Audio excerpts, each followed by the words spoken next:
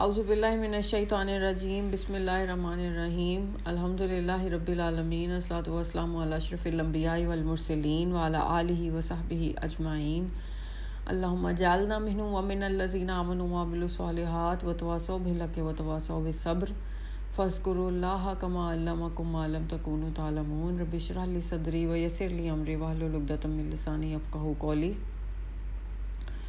اللہم ثبتنا عند الموت بلا الہ الا اللہ یا مقلب القلوب ثبت قلبی علی دینک ربنا لا تزغ قلوبنا بعد اذ ہدیتنا وہب لنا من لدنک رحمۃ انک انت الوہاب۔ بسم اللہ الرحمن الرحیم۔ آج ہم انشاءاللہ تعالیٰ سورہ سجدہ کی آیت کو سمجھنے کی کوشش کریں گے۔ آیت سٹارٹ ہو رہی ہے بسم اللہ الرحمن الرحیم ومن اظلم ممن ذکر بآیات ربه ثم اعرض عنها انا من المجرمین منتقمون۔ ومن کا مطلب کون ہوگا ظالم اس سے زیادہ، ممن ذکرہ کہ جس کو ذکر کیا اللہ تعالیٰ کی آیات کا، اللہ تعالیٰ کی آیات سے نصیحت کی جائے، اللہ تعالیٰ کی آیات اس کو بتائی جائیں اور وہ اس سے منہ پھیر لیں۔ اب یہاں پہ نا ایک بڑی ایک کامن امیجری جو ہے نا وہ پاکستان میں ضرور آپ کو نظر آئے گی، کہ جب آپ کسی کو کبھی کچھ بتانے کی کوشش کریں گے نا، یا ان کو کہیں گے کہ نماز پڑھ لیں، یا اللہ تعالیٰ کے نماز پڑھنے کی یا بیسک سی اگر کوئی چیز بتانے کی کوشش کریں گے تو وہ کہیں گے پہلے تم اپنے آپ کو دیکھ لو، میں خود ہی اپنا دیکھ لوں گا۔ یہ جو کلمات ہیں نا یہ اللہ تعالیٰ کو سب سے بوسٹنگ کلمات ہیں، اور یہ حدیث کے الفاظ ہیں کہ اللہ تعالیٰ کو نا کچھ کلمات ہیں جو بڑے پسند ہیں۔ وہ ایک تو کلمہ ہے سبحانک اللہم وبحمدک وتبارک اسمک وتعالی جدک ولا الہ غیرک۔ رسول پاک صلی اللہ علیہ وسلم کی حدیث کے الفاظ ہیں کہ یہ جو الفاظ ہیں نا اللہ تعالیٰ کو یہ بہت پسند ہیں۔ اور اسی طریقے سے ایک الفاظ ہیں یا ایک سٹیٹمنٹ ہے جو کہ اللہ تعالیٰ کو بہت زیادہ ناپسندیدہ ہے، اور وہ یہ ہے کہ اللہ کا خوف کرو۔ اگر کوئی اس طریقے اگر کوئی آپ کو کہتا ہے، کوئی آپ کو دین کی بات بتانے کی کوشش کرتا ہے یا آپ کو ریمائنڈر دینے کی کوشش کرتا ہے، آپ کہتے ہیں کہ ہاں تم اپنی فکر کرو، میں خود ہی اپنے آپ کو دیکھ لوں گا، یہ سب سے بری سٹیٹمنٹ ہے۔ اور ہمارے لوگ، اللہ تعالیٰ سب کو ہدایت دے، لیکن اگر آپ کسی سے کوئی بات کرنا چاہیں تو وہ کہتے ہیں کہ ہاں مطلب مجھے پتہ ہے، تم اپنی فکر کرو، تمہیں اپنے بارے میں پتہ ہونا چاہیے، میں خود ہی دیکھ لوں گا۔ تو یہ کتنی بڑی سٹیٹمنٹ ہے کہ اللہ تعالیٰ کو یہ سب سے ناپسندیدہ الفاظ ہیں جو کہ حدیث میں بیان کیے ہوئے ہیں، اور ہم بڑی آسانی سے یہ بڑے شوق ہم جو ہے نا وہ بول دیتے ہیں۔ اب یہاں پہ جو ورڈ ہے نا استعمال ہوا ہے ومن اظلم، کہ اس سے بڑا ظالم کون ہوگا کہ جب اس کو اللہ تعالیٰ کی آیات کے بعد سے نصیحت کی جائے گی۔ اچھا، اب اس سے اللہ تعالیٰ کی آیات سے نصیحت کا جو ذکر ہے اس کا کیا مطلب ہوا کہ جب بھی کوئی ریمائنڈر ان کو دیا جائے گا، جب بھی کوئی کہنے والا مطلب جو آپ کو کہہ رہا ہے اس کے دل میں جو خیال ہے آپ کو کہنے کا وہ اللہ تعالیٰ نے ڈالا ہے نا، ایسے تو نہیں نا کسی کے منہ سے کوئی بھی بات نکل جاتی۔ اگر آپ کے لیے آپ تک اللہ تعالیٰ وہ بات پہنچانا چاہتے ہیں تو اس شخص کے منہ سے وہ کلمات نکلے ہیں نا، تو اگر آپ اس کو کمپلیٹلی سن لیں اور سن کے سمجھ کے اپنی زندگیوں پہ امپلیمنٹ کر لیں، شامل کر لیں اور پھر ہدایت پا جائیں تو پھر آپ سے بڑا خوش قسمت کوئی نہیں ہے۔ لیکن اگر آپ ڈھیٹ بن جائیں اور پھر آپ کہیں کہ جی لکم دینکم ولی دین، کہ بھی میرے لیے میرا دین ہے، تمہارے لیے تمہارا دین ہے۔ اب دین تو سب کے لیے ایک ہی ہے نا، آپ منہ سے تو کہہ رہے ہیں کہ مسلمان ہیں، تو ایسے کیسے ہو سکتا ہے کہ آپ کہہ رہے ہیں کہ جی مجھے پتہ ہے، بہت اچھے طریقے سے مجھے پتہ ہے، آپ اپنی فکر کریں۔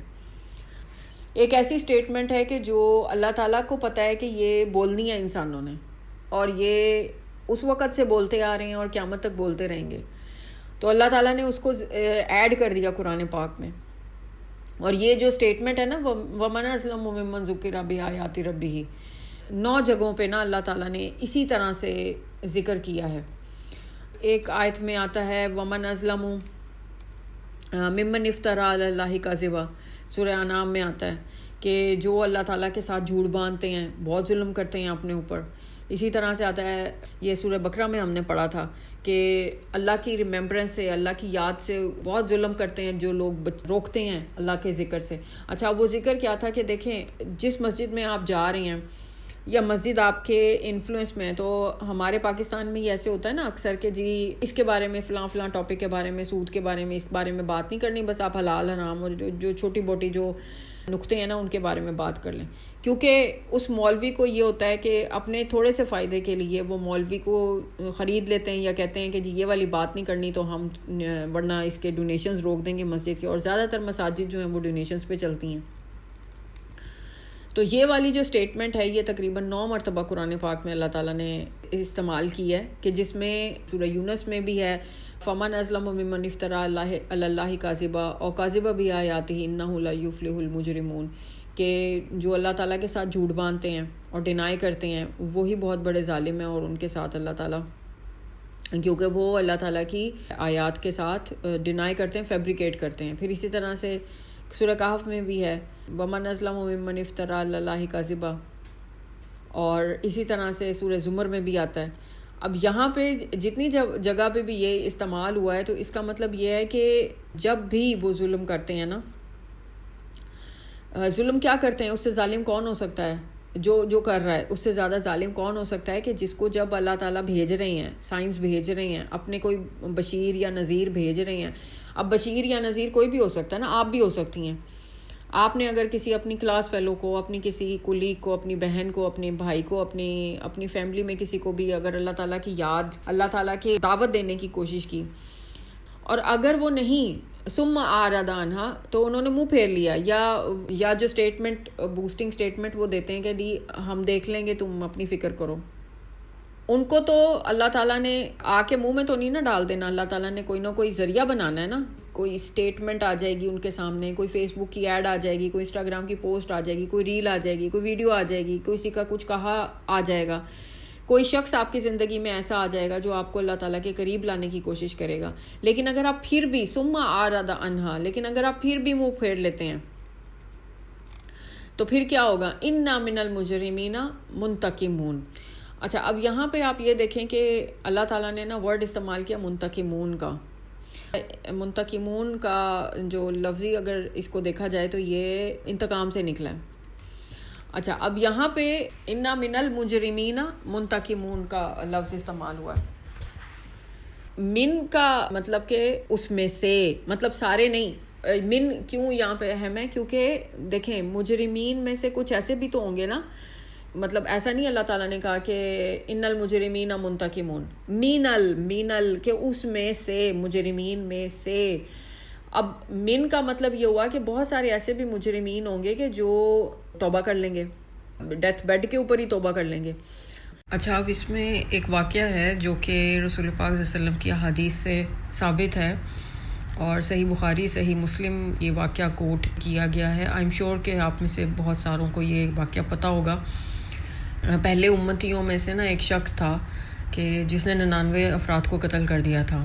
تو اس نے جاننا چاہا کہ کیا اس کی توبہ قبول ہوگی, کوئی امکان ہے. تو اس نے اس کے بارے میں نا دریافت کرنا شروع کر دیا. تو اس نے اس کے بارے میں کوششیں شروع کی. جو اس زمین کے اس وقت کے جو سب سے بڑے راہب تھے, جو بڑے بزرگ یا عبادت گزار لوگ تھے, وہ شخص ان کے پاس گیا. ان سے کہا کہ میں نے 99 افراد کو قتل کیا ہے, تو کیا میری توبہ قبول ہونے کے کوئی امکان ہے؟ تو وہ جو راہب تھا یا جو مذہبی رہنما تھا اس نے کہا نہیں, کوئی امکان نہیں ہے. تو اس شخص نے نا یہ سن کر اس راہب کو بھی قتل کر دیا. تو اس طرح سے اس کے 100 قتل پورے ہو گئے. پھر اس طرح سے زمین میں اس نے نا کوئی بہت بڑے عالم دین کے بارے میں پوچھا کہ کوئی اس وقت کا کوئی سب سے بڑا دین کا کوئی عالم ہے. تو لوگوں نے نا اس کو ایک بڑے سے عالم کے پاس بھیج دیا. تو اس نے اس عالم کو کہا کہ میں نے 100 افراد کو نا قتل کر دیا, تو کیا میری توبہ قبول ہونے کا کوئی امکان ہے؟ عالم نے جواب دیا کہ ہاں ہے. لیکن اس سے ایک اہم سوال پوچھا کہ تمہاری اور تمہاری توبہ کے درمیان میں نا کون سی چیز حائل ہے؟ تو عالم نے اسے نا واضح طور پہ بتایا کہ تم ایسا کرو کہ فلاں سرزمین کی طرف جاؤ, وہاں تمہیں ایسے لوگ ملیں گے کہ جو اللہ کی عبادت میں مشغول ہوں گے اور نماز میں مصروف ہوں گے, اللہ کی عبادت کر رہے ہوں گے. ان کے ساتھ مل کے عبادت کرو اور اپنی سرزمین پہ واپس مت آنا, کیونکہ یہاں پہ یہ ایک بری سرزمین ہے. اب وہ شخص جو تھا وہ فوراً ہی اس نے ڈیسائیڈ کیا کہ ٹھیک ہے میں ان نیک لوگوں کی سرزمین کا نا سفر شروع کر دوں گا. اس نے ابھی فاصلہ آدھا ہی طے کیا تھا کہ اس کو موت نے آ گھیرا. اب فرشتوں میں نا اس بات پہ بحث ہوگی. جو رحمت کا فرشتے تھے نا، جو رحمت کے فرشتے تھے، انہوں نے کہا کہ یہ اللہ کی طرف توبہ کرنے والے دل کے ساتھ آ رہا تھا تو اس کو ہم نے لے کے جانا ہے. جو عذاب والے فرشتے تھے انہوں نے کہا کہ نہیں، اس نے اپنی ساری زندگی کوئی نیک عمل نہیں کیا، اسے 100 لوگوں کو قتل کیا تو اس کو ہم نے لے کے جانا ہے. تو اللہ تعالیٰ کا فیصلہ کیا ہوا کہ پھر ایک فرشتہ جو تھا وہ انسانی شکل میں آیا اللہ تعالیٰ کا فیصلہ لے کے، امر لے کے. تو جھگڑا کرنے والے جو فرشتے تھے نا، انہوں نے اسی کو ثالث مان لیا اور اس سے کہا کہ دونوں زمینوں کے درمیان کا جو فاصلہ ہے نا اس کو ناپ لو. وہ اس سرزمین کی طرف، جس طرف کو وہ زیادہ گیا ہوگا نا، جس کے وہ زیادہ قریب ہوگا تو اس کی طرف ہی اس کو منسوب کر دیں گے. انہوں نے فاصلہ ناپا اور یہ دیکھا کہ وہ جو نیک لوگوں کی سرزمین تھی نا اس کے زیادہ قریب تھا. تو چنانچہ رحمت والے فرشتوں نے نا اس کی روح قبض کر لی. ایک دوسری روایت میں بھی اس کو ایک اور طریقے سے بیان کیا گیا جس میں کہ وہ نیک لوگوں کی جو بستی تھی اس کے قریب ہی رہ گیا تھا، مطلب ایک بالش کا فاصلہ رہ گیا تھا. اس وجہ سے نا اس کو انہی میں شامل کر دیا گیا. ایک اور روایت میں بھی ہے کہ اللہ تعالیٰ نے اس سرزمین کو جسے وہ چھوڑ کے جا رہا تھا نا اسے دور ہٹ جانے کا حکم دے دیا اور اس کی جو منزل مقصود تھی اس کو قریب آنے کا حکم دے دیا. تو پھر اب جب ان کے درمیان میں فاصلہ ناپا گیا نا تو وہ ایک ہاتھ کے برابر قریب، تو اس طرح اس کو معاف کر دیا گیا. اور پھر ہم سب نے جو ایک بہت ہی روایت ہے، بہت مشہور ہے، ہم نے بچپن میں بھی یہ سنی ہوئی ہے کہ ایک بدکار عورت تھی. حضرت ابو ہریرہ سے یہ روایت ہے، صحیح مسلم صحیح بخاری کی حدیث ہے. ایک بدکار عورت تھی جس کو بخش دیا گیا. وہ کیا تھا کہ وہ ایک کنویں کے پاس سے گزر رہی تھی. اس نے ایک کتے کو دیکھا جو کہ پیاس کی وجہ سے نا بہت زیادہ ہانپ رہا تھا اور پیاس نے اس کو قریب الموت کر دیا تھا. تو اس عورت نے اپنا موزہ اتارا، اپنی جراب اتاری، اس نے پانی اپنے دوپٹے کے ساتھ باندھا، کنویں میں ڈالا اور کتے کے لیے پانی نکالا اور اس کو پانی پلایا. تو اس کے اتنے سے عمل کی وجہ سے اللہ تعالیٰ نے اس کو بخش دیا. لیکن اللہ تعالیٰ چاہے جتنا بھی بڑا گناہ تھا، وہ عورت زانیہ تھی، کبیرہ گناہوں کا ارتکاب کرتی تھی، لیکن اس کا اتنا چھوٹا سا عمل تھا کہ مرتے ہوئے کتے کو اس نے پانی پلا دیا. تو اس چھوٹے سے نیک عمل کی وجہ سے اللہ تعالیٰ نے اس کو مکمل طور پہ معاف کر دیا. اب اسی طرح سے ایک اور بھی روایت ہے، حضرت حسن البصری کے زمانے میں نا ایک کا واقعہ ہے، ایک کہ حبیب اجمی کر کے نا ایک شخص تھے جو کہ فارسی مطلب پرشین تھے اور عربی زبان صحیح طریقے سے بول نہیں سکتے تھے. اور ابتدائی طور پہ نا وہ سود کا بھی کام کرتے تھے اور مختلف طرح کی بدکاریوں میں بھی مبتلا تھے. لیکن اللہ تعالیٰ نے انہیں سچی توبہ کی توفیق دی اور وہ توبہ کا آغاز بھی حسن بصرہ کے ہاتھوں سے ہوا. اچھا، اب وہ کیونکہ ان کو دین کی تعلیم اور تربیت دے رہے تھے، ایک شام ایسا ہوا کہ شام کے وقت حضرت حسن بصرہ جو تھے وہ جو حبیب اجمی تھے نا ان کی عبادت گاہ سے گزرے.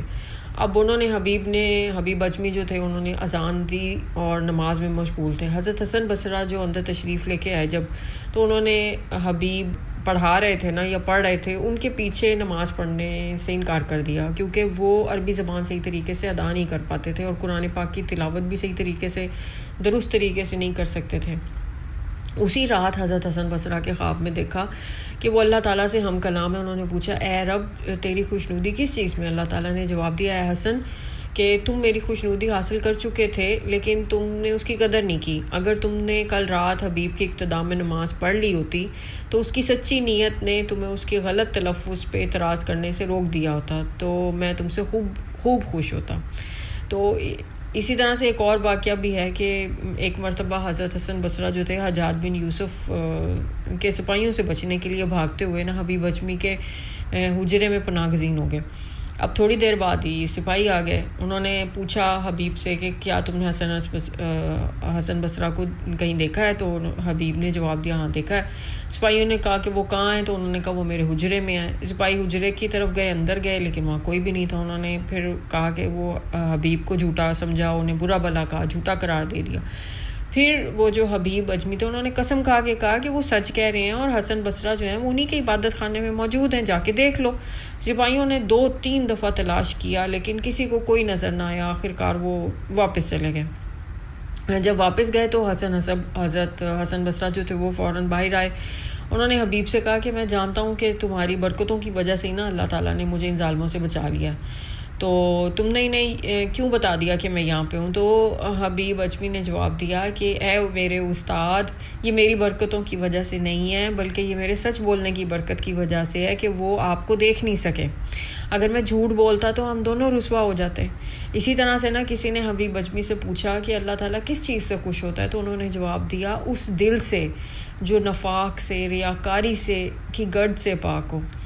تو دیکھیں اللہ تعالیٰ کی رحمت تو بہت وسیع ہے نا. اسی طرح سے ایک حدیث قدسی میں بھی آتا ہے نا کہ جس میں رسول پاک صلی اللہ علیہ وسلم نے فرمایا کہ اللہ تعالیٰ فرماتے ہیں اے ابن آدم جب تک تو مجھ سے دعا کرے گا, سوال کرے گا, میں تیرے گناہوں کو معاف کرتا رہوں گا اور مجھے کوئی بھی پرواہ نہیں ہے. اے ابن آدم اگر تیرے گناہ آسمان کے بادلوں تک بھی پہنچ جائیں پھر بھی تو مجھ سے مغفرت طلب کرے گا تو میں تجھے معاف کر دوں گا. اور اے ابن آدم تو میرے پاس ایسے گناہ لے کر آئے جو زمین کو بھر دیں, پھر بھی تو مجھ سے اس حال میں ملے کہ تو نے میرے ساتھ کسی کو شریک نہیں کیا ہوا تو میں تجھے اسی کے برابر مغفرت دے کر ملوں گا. تو ان سارے واقعات کو بتانے کا یہ مقصد ہے کہ دیکھیں ہمیں منہ نہیں پھیرنا. کوئی بھی گناہ جو ہے وہ اللہ تعالیٰ کی رحمت سے بڑا نہیں ہے. 100 قتل کرنے والا شخص بھی معاف کر دیا گیا, چھوٹی سے نیکی کرنے پر ایک زانی عورت کو بھی معاف کر دیا گیا. تو ہمیں بھی مایوس نہیں ہونا چاہیے. اور دیکھیں دوسروں کی ظاہری پاکیزگی کا اندازہ نہیں لگانا. ہم نے دیکھیں اگر وہ جو حبیب اجمی تھے اگر وہ صحیح تلفظ کر کے نہیں بھی بول پا رہے تھے لیکن ان کا خلوص اتنا زیادہ تھا کہ اللہ تعالیٰ نے حضرت حسن بصری کو بھی ان کی ابتدا میں نماز پڑھنے کا حکم دے دیا. تو دیکھیں ہم کوئی بھی نہیں ہوتے کہ ہم کسی کو جج کر سکیں, ہم کسی کو کٹہرے میں کھڑا کر سکیں کہ تم اچھے ہو اور تم برے ہو. ہمیں بس اس چیز کو دیکھنا ہے کہ اگر ہمیں سورس کو نہیں دیکھنا کہ کہاں سے کوئی اچھی بات ہمیں مل رہی ہے. ہم نے بس اچھی بات کو, میں نے, آپ نے, ہم سب نے, اگر کہیں سے بھی ہمیں کوئی اچھی بات, کوئی نصیحت, کوئی اللہ تعالیٰ کی کتاب کی کوئی دعوت دینے کی کوشش کرتا ہے تو ہم نے یہ نہیں دیکھنا کہ اس کا بیک گراؤنڈ کیا ہے. ہم نے یہ دیکھنا ہے کہ وہ بات کیا کر رہا ہے اور کس کی کر رہا ہے. تو فوکس جو ہے نا اپنا اللہ کے کلام کی طرف, اللہ کو راضی کرنے. دیکھیں ہم دنیا کو خوش کرنے لگیں گے نا, میں سمجھتی ہوں کہ دنیا کو راضی کرنا سب سے مشکل کام ہے, اللہ تعالیٰ کو راضی کرنا سب سے آسان کام ہے. اور توبہ کی نا 3 کیٹیگریز ہیں کہ ہم تو اس چیز کو مانتے ہی نہیں نا کہ ہم نے غلطی کی ہے. تو سب سے پہلے کسی غلطی کو مان لینا کہ ہاں میں نے غلطی کی ہے, اس چیز کو انٹرنلائز کر لینا, کیونکہ ہم سب سے پہلے اسی چیز کے کبر میں مبتلا ہو جاتے ہیں کہ میں نے تو کچھ نہیں کیا, میں نے تو نہیں کیا, یہ اس نے کیا, فلاں نے کیا, اس نے کیا. ایک دوسرے کے اوپر جو ہے نا بلیم گیم چلاتے رہتے ہیں. تو سب سے پہلی چیز ہے کہ ہم اس چیز کو انٹرنلائز کر لیں کہ ہاں یہ غلطی میرے سے ہو گئی, ٹھیک ہے. پھر اس کے بعد اللہ تعالیٰ سے وعدہ کرنا ہے کہ اللہ پاک یہ میرے سے غلطی ہو گئی ہے, میں آپ سے وعدہ کرتی ہوں آئندہ نہیں کروں گی. یہ میں جو بھی میرے اندر کمی ہے, پیشی ہے, جو بھی میرا گناہ ہے, جو بھی میں نے کر دیا پاسٹ میں وہ ہو گیا, لیکن میں آپ سے یہ پورا وعدہ کرتی ہوں, پکا وعدہ کرتی ہوں کہ یہ میں آئندہ نہیں کروں گی. اور پھر اس کے اوپر مصمم اپنے ارادے کے ساتھ, پورے نیت کے ساتھ جب کر لی تو پھر اس کے اوپر آپ نے قائم اور دائم رہنا ہے, اور پھر اس کو پوری اپنی جو کوشش ہے اس کے ساتھ جاری رکھنا ہے کہ میں اس گناہ کی طرف واپس نہ مڑ جاؤں. کسی بھی موقع پہ جب کوئی مجرم, جب کوئی فاسق, جب کوئی گناہ گار جو کبیرہ گناہ کے ساتھ دنیا میں زندگی گزار رہا ہے, آپ کو نہیں پتہ کہ کس وقت اس نے اللہ تعالیٰ سے توبہ کر لی. تو اسی وجہ سے اللہ تعالیٰ نے یہاں پہ انا من المجرمین منتقمون, کہ مجرمین میں سے کچھ ایسے ہوں گے نا کہ سارے کے سارے تو ایک کیٹیگری پہ نہیں ہوں گے.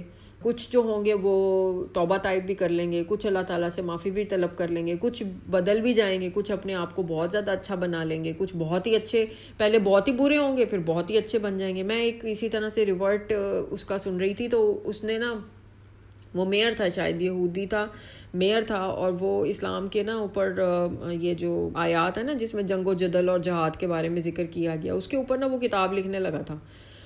اب وہ کتاب لکھتے لکھتے لکھتے at the end of the day وہ جو ہے وہ مسلمان ہو گیا, کیونکہ اس کو وہ چیزیں جو وہ ڈھونڈ رہا تھا وہ ملی نہیں. جس طرح سے آپ کتاب کی طرف رجوع کرتے ہیں نا, تو ایسا ہو ہی نہیں سکتا کہ اللہ تعالیٰ آپ کو ہدایت نہ دیں. وہ اس میں سے کانٹرڈکشن ڈھونڈ رہا تھا یا چیزیں ایسی ڈھونڈ رہا تھا کہ جو اسلام کی نفی کریں, تو اس کو کوئی مل ہی نہیں رہی تھی. تو الٹیمیٹلی اس کو سچائی یا ٹروتھ یا ہدایت مل گئی اور وہ مسلمان ہو گیا. تو اسی وجہ سے اللہ تعالیٰ نے یہاں پہ کہ بے شک اللہ تعالیٰ لیں گے انتقام, لیکن مجرمین میں سے سب, مطلب یہ نہیں ہوگا کہ سلیکٹیو کہ ٹھیک ہے جی یہ مجرمین ہیں, انسانوں کو ڈال دو جہنم میں, سارے کے سارے مجرمین میں سے انتقام لیا جائے گا. سلیکٹیو جسٹس ہوگی. اس کا مطلب ہے کہ یہ ریزرو ہوگی صرف ان لوگوں کے لیے کہ جو واقعی مجرمین ہوں گے, کہ جو انہوں نے کی غلطیاں اپنی مرضی سے کی, پورے ارادی طور پہ کی, پھر اس کے بعد جہالت میں پڑے رہے, پھر اس کے بعد کوئی توبہ نہیں کی, اللہ تعالیٰ سے ذرا سی بھی معافی نہیں مانگی, اور پھر اپنے کبر اور اپنے تکبر میں اتنے زیادہ پھول گئے, بڑھ گئے کہ نہیں ہم تو بہت بڑی چیز ہیں, ہم جو ہے نا ہم دنیا میں آئے ہوئے ہیں, ہم سے بہتر کوئی ہے ہی نہیں, یہ باقی سارے تو کیڑے مکوڑے ہیں. یہ والی جب آپ کے اندر فیلنگ آئے گی نا, یہ جب یہ تو پھر اللہ تعالیٰ ان کو صرف پنشمنٹ دیں گے. اچھا اب یہاں پہ دیکھیں جو لفظ ہے نا اللہ تعالیٰ نے منتقمون کا استعمال کیا ہے یہاں پہ پہلے جو ذکر کیا ہے وہ مجرمین کا ذکر کیا ہے. اب مجرمین کون ہوتے ہیں؟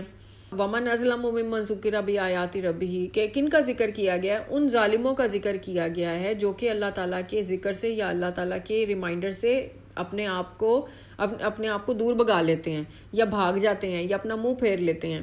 تو اس کا مطلب یہ ہوا کہ ان کو انٹینسیولی بار بار چیز بتائی جاتی ہے. 5 وقت کی وہ اذان سنتے ہیں, ایسا نہیں ہے کہ ان کے کان بند ہو جاتے ہیں, اذان کی آواز ان کے کانوں میں پڑتی ہے, سمجھتے ہیں وہ آیات, یا جو بھی کوئی ان کو صحیح بات بتانے کی کوشش کرتا ہے وہ بھی انہیں سمجھ میں آتی ہے, لیکن پھر بھی اپنی مرضی کے ساتھ وہ ڈیلیبریٹلی اپنی مرضی سے اللہ تعالیٰ کے جو دعوت ہے یا اللہ تعالیٰ کی جو ہدایت ہے اس سے اپنا منہ پھیر لیتے ہیں.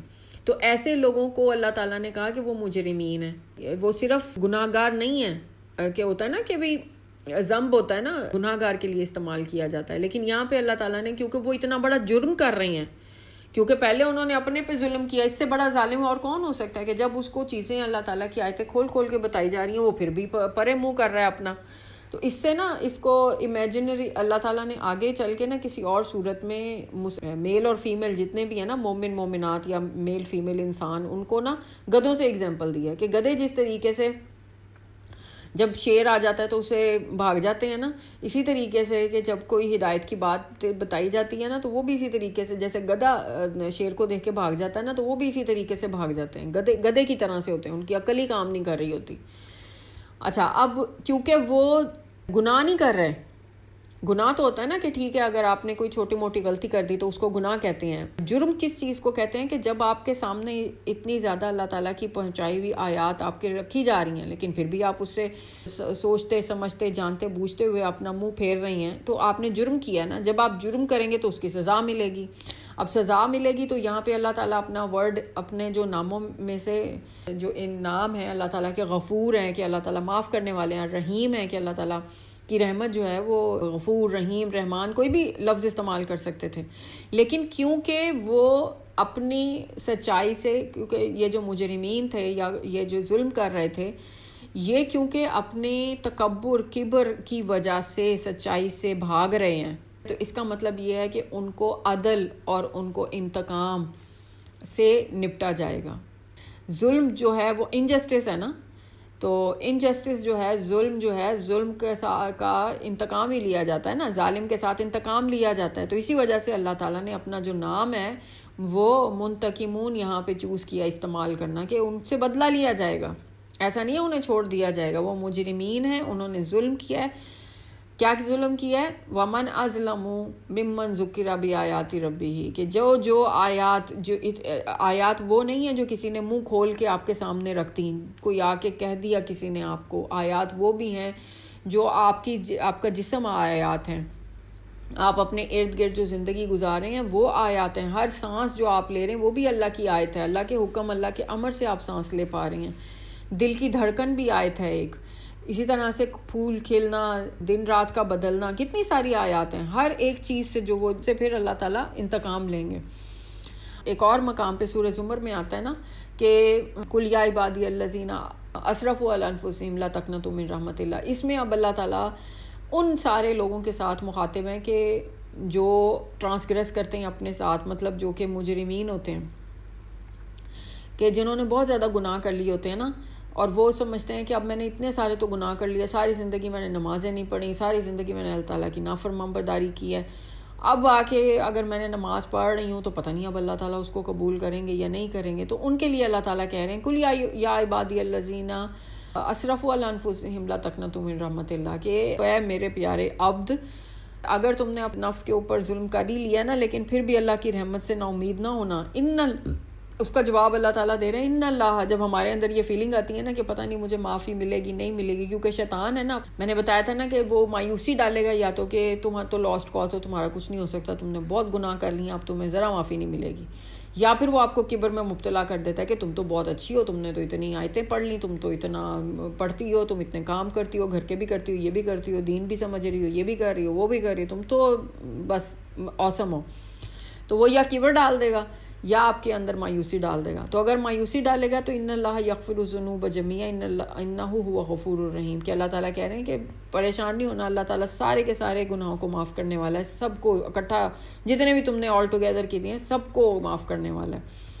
پھر اسی طرح سے سورہ نساء میں آتا ہے ان اللہ لا یغفر ان یشرک بہ، کہ اللہ تعالیٰ نہیں معاف کرے گا ان لوگوں کو کہ جو شرک کرتے ہیں، کہ لیکن جو کوئی اس سے کم کرے گا اس کو اللہ تعالیٰ چاہیں گے، مطلب اگر وہ شرک سے کچھ کم کرتا ہے اور پھر معافی طلب کر لیتا ہے اللہ تعالیٰ سے، تو اللہ تعالیٰ جو ہیں وہ یقیناً معاف کرنے والے ہیں. اسی طرح سے یہاں پہ بھی ہے، اس آیت میں بھی اسی کا ذکر ہے نا کہ جو کوئی بھی ظلم کرے گا یا جو کوئی بھی اللہ تعالیٰ کی جو آیات ہیں ان سے منہ پھیرے گا، تو پھر اللہ تعالیٰ ان میں سے وہ جو پھیریں گے ان میں سے کچھ جو ہوں گے وہ اگر معافی لے لیں گے، معافی طلب کر لیں گے اللہ تعالیٰ کی، بے شک اللہ تعالیٰ معاف کرنے والے ہیں.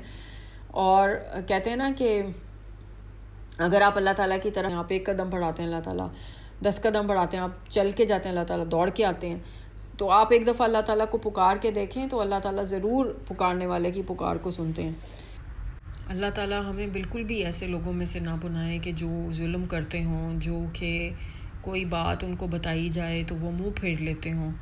ہمیں اللہ تعالیٰ ہمارے دلوں کو اتنا نرم کر دے کہ ہم اگر اللہ کی کوئی بھی بات کی جائے تو اس کو کان لگا کے سننے والے ہوں. کیونکہ دیکھیں ہم نے سورہ سجدہ کی آیت نمبر 9 میں پڑھا ہے نا کہ ثم استوى ونفخ فيه من روحه وجعل لكم السمع والابصار والافئدة قليلا ما تشكرون، کہ اللہ تعالیٰ نے جو سننے کی فیکلٹی ہے اس آیت میں سب سے پہلے آئی ہے.